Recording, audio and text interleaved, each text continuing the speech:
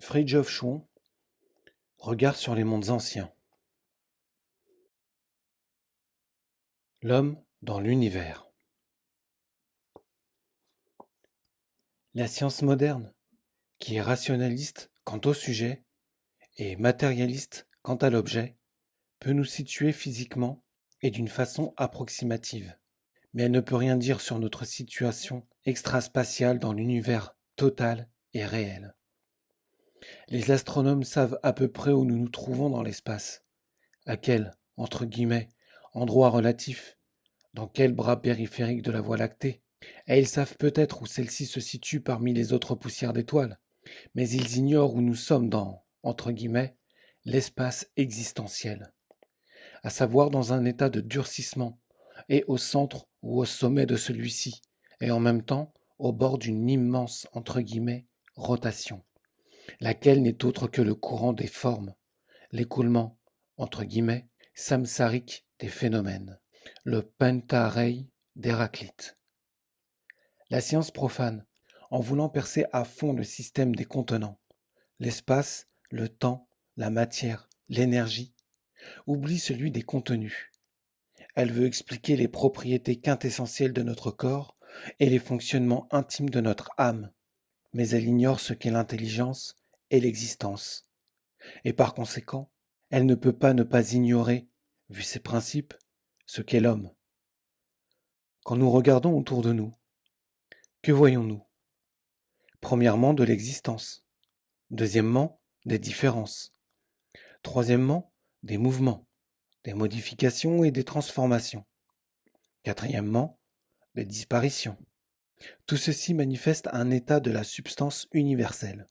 C'est à la fois une cristallisation et une rotation, une pesanteur et une dispersion, une solidification et une segmentation. De même que l'eau est dans la glace et le mouvement du moyeu dans la jante, de même Dieu est dans les phénomènes. Il est accessible en eux et à partir d'eux. C'est tout le mystère du symbolisme et de l'immanence. Dieu est, entre guillemets, l'extérieur et, entre guillemets, l'intérieur, entre guillemets, le premier et, entre guillemets, le dernier. Note de bas de page. Nom divin coranique. Az-Zahir, El-Batin, El-Awal, El-Akhir. Retour au texte. Dieu est la plus aveuglante des évidences. Toute chose a un centre, donc l'ensemble des choses. Le monde possède également un centre. Nous sommes sur la périphérie de, entre guillemets, quelque chose d'absolu. Et ce, entre guillemets, quelque chose ne peut pas être moins puissant, moins conscient, moins intelligent que nous. Les hommes croient avoir de la, entre guillemets, terre ferme sous les pieds et posséder une puissance véritable. Ils se croient parfaitement, entre guillemets, chez eux, sur terre, et s'attribuent beaucoup d'importance, alors qu'ils ne savent ni d'où ils viennent, ni où ils vont, et qu'ils sont tirés à travers la vie comme par une corde invisible. Toutes les choses sont limitées. Or, qui dit limitation, dit effet, et qui dit effet, dit cause.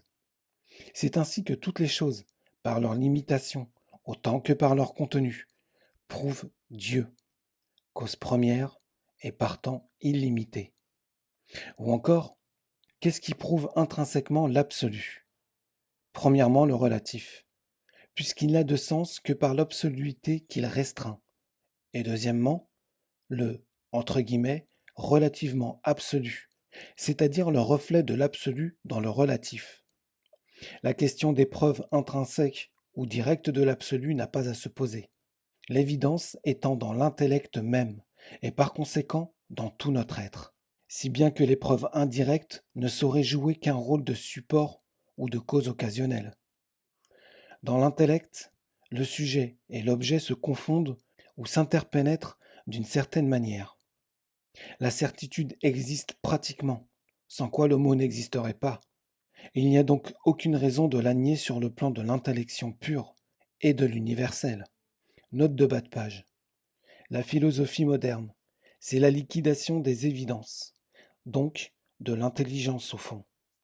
Ce n'est plus une sophia à aucun degré, mais bien plutôt une, entre guillemets, misosophie. Retour au texte.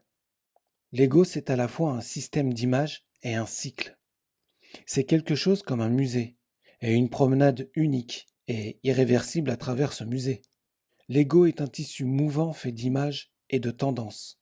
Celles-ci viennent de notre propre substance, et celles-là nous sont fournies par l'ambiance. Nous nous mettons nous-mêmes dans les choses, et nous plaçons les choses en nous-mêmes, alors que notre être véritable en est indépendant. À côté de ce système d'images et de tendances qu'est notre ego, il y a des myriades d'autres systèmes d'images et de tendances. Il y en a qui sont pires ou moins beaux que le nôtre, et il y en a qui sont meilleurs ou plus beaux. Nous sommes comme de l'écume sans cesse renouvelée sur l'océan de l'existence. Mais comme Dieu s'est mis dans cette écume, elle est destinée à devenir une mer d'étoiles lors de la cristallisation finale des esprits. L'infime système d'images doit devenir, au-delà de sa contingence terrestre, une étoile immortalisée dans le halo de la divinité. Cette étoile peut se concevoir à divers degrés. Les noms divins en sont les archétypes. Au-delà des étoiles rayonne le soleil du soi, dans sa transcendance fulgurante et dans son infinie paix. L'homme ne choisit pas, il suit sa nature et sa vocation, et c'est Dieu qui choisit.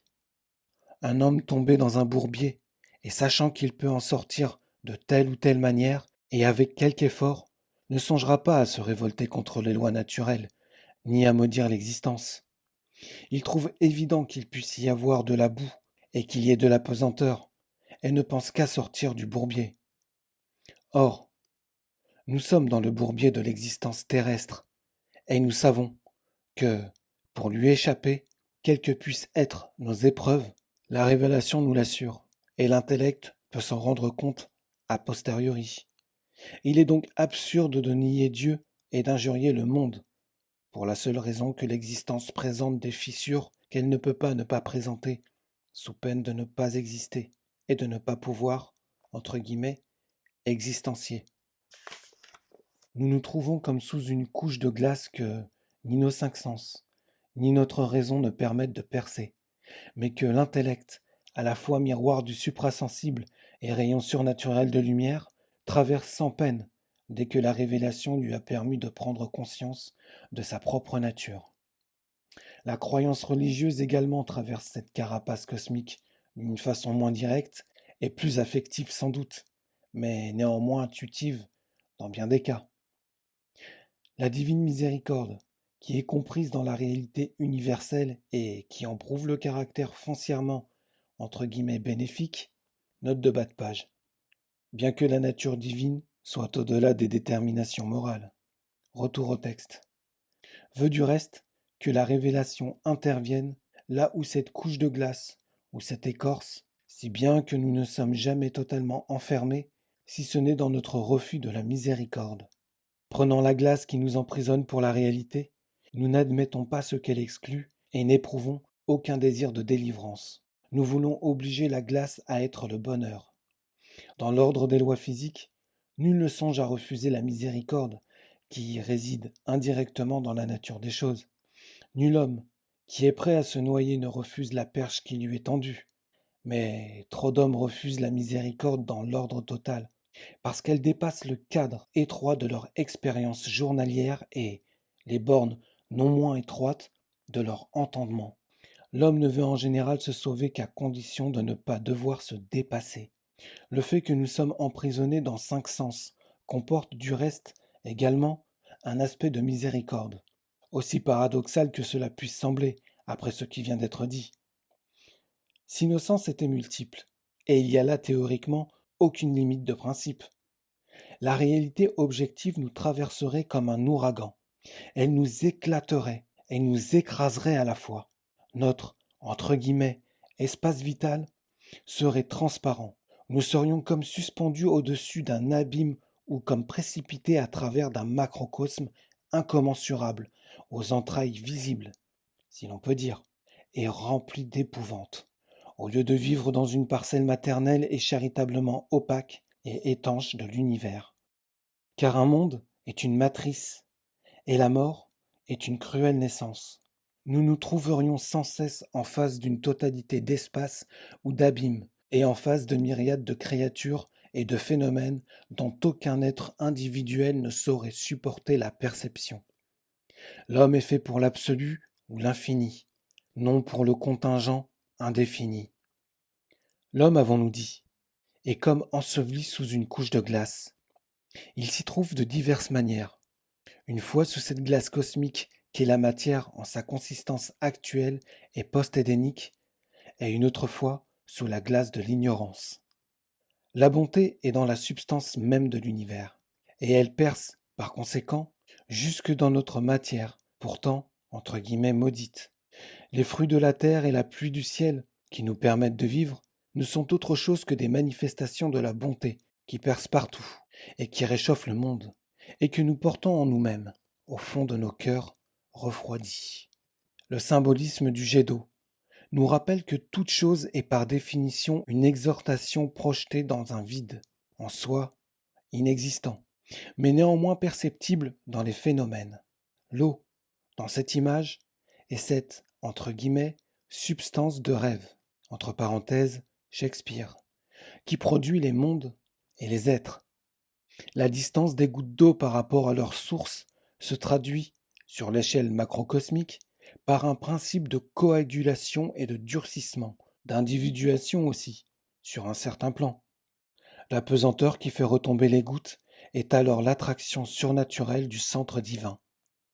Cette image du jet d'eau ne rend cependant pas compte des degrés de la réalité, ni surtout de l'absolue transcendance du centre ou du principe. Elle rend compte de l'unité de, entre guillemets, substance, ou de, entre guillemets, non-réalité. Note de bas de page. C'est-à-dire que rien ne saurait se situer en dehors de la seule réalité. Retour au texte. Mais non de la séparation existentielle retranchant le relatif de l'absolu. Le premier rapport va du principe à la manifestation, et le second de celle-ci à celui-là. C'est-à-dire qu'il y a unité, entre guillemets, au point de vue du principe, et diversité ou séparativité au point de vue des êtres en tant qu'ils ne sont qu'eux-mêmes. En un certain sens, les mondes sont comme les corps vivants et les êtres sont comme le sang ou comme l'air qui les traverse.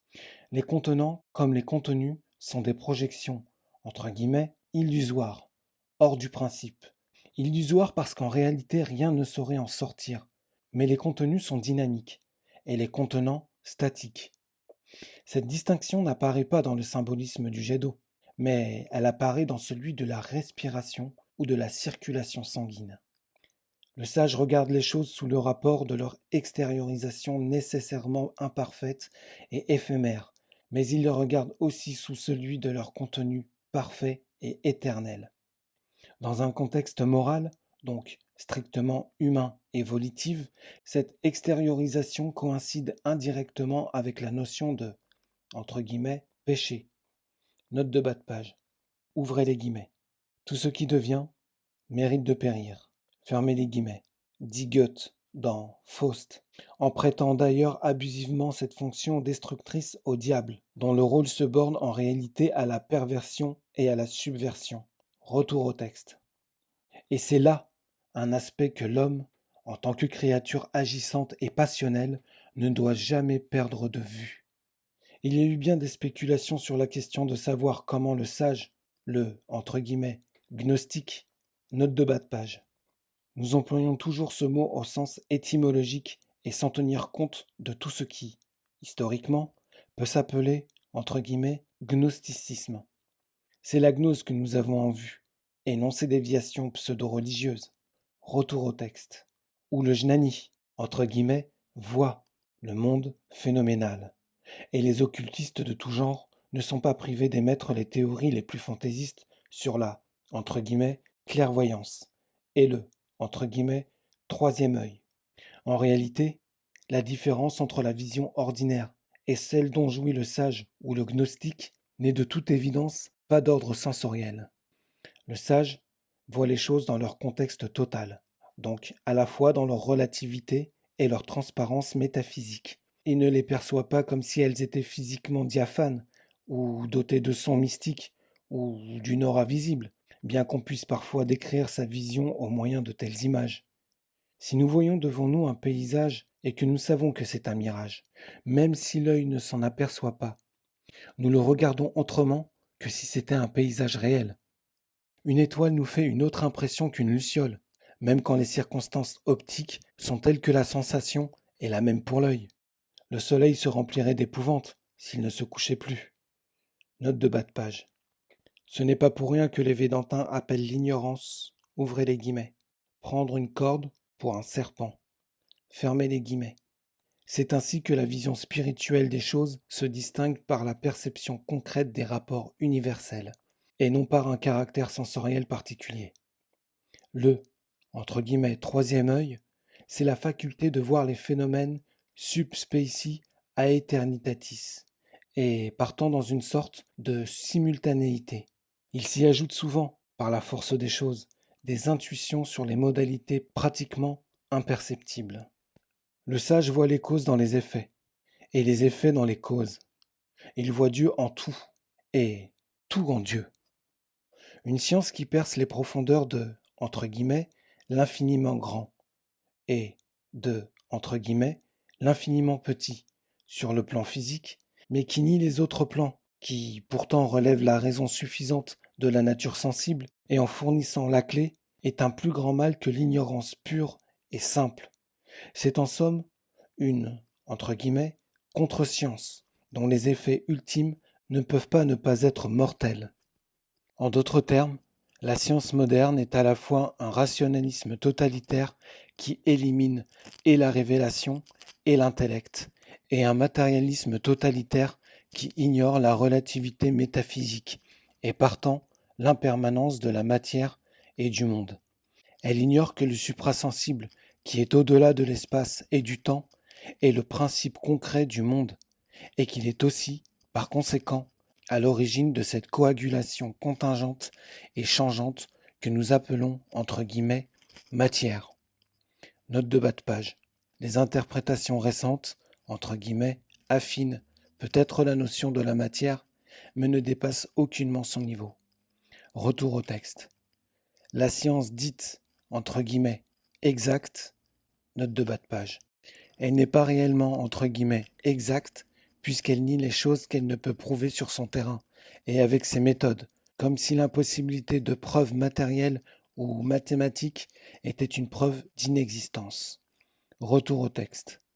Et, en fait, une, entre guillemets, intelligence sans sagesse. Comme inversement, la philosophie post-scolastique est une, entre guillemets, sagesse sans intelligence. Le principe d'individuation produit des visions spirituelles de plus en plus restreintes. Il y a d'abord, au-delà de ce principe, la vision intrinsèque de la divinité. C'est ne voir que Dieu. La prochaine étape, en ordre descendant, c'est voir toute chose en lui. Et la suivante, c'est voir Dieu en toute chose. En un certain sens, ces deux façons de voir sont équivalentes, ou presque. Vient ensuite la, entre guillemets, vision, toute indirecte de l'homme ordinaire. Les choses, ouvrez les guillemets, est, fermez les guillemets, Dieu. Et enfin, l'ignorance qui ne voit que les choses et qui exclut Dieu, ce qui revient à dire qu'elle réduit pratiquement le principe à la manifestation ou la cause de l'effet. Mais en réalité, Dieu seul voit. Voir Dieu, c'est voir par lui. Il faut connaître le contenant et non se disperser dans les contenus. Le contenant, c'est d'abord le miracle permanent de l'existence.